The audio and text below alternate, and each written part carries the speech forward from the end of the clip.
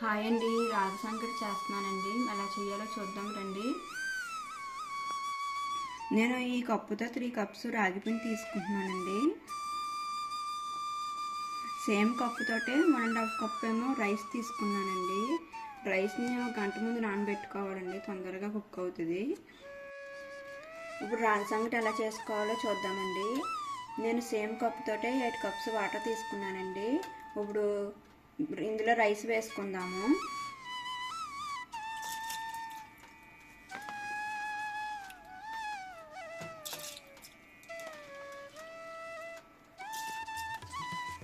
Rice మెత్తగా అయ్యే వరకు కుక్ చేసుకోవాలండి. రైస్ కుక్ కావడానికి 10 నిమిషాలు టైం పడుతుందండి. రైస్ ఉడికిపోయిందండి. ఇప్పుడు రైస్ని మెత్తగా చేసుకోవాలండి.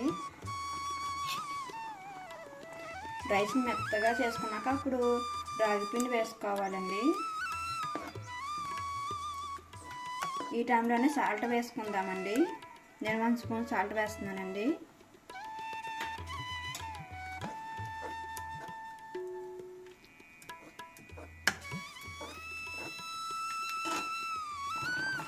మెత్తగా చేసుకున్నానండి రైస్ని.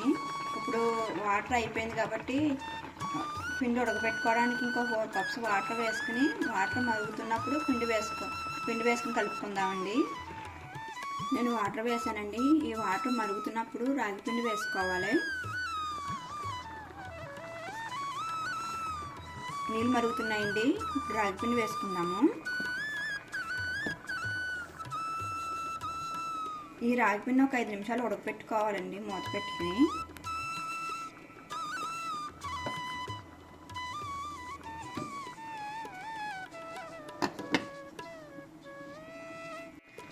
ఇలా కుక్ అవుతున్నప్పుడు కలిపేసుకోవాలండి పిండిని.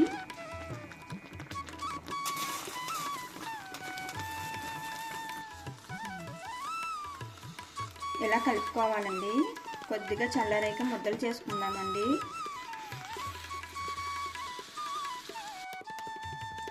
ముద్దలు చేసేసుకున్నానండి. ఇందులోకి chicken curry, mutton curry combination అయితే బాగుంటుందండి.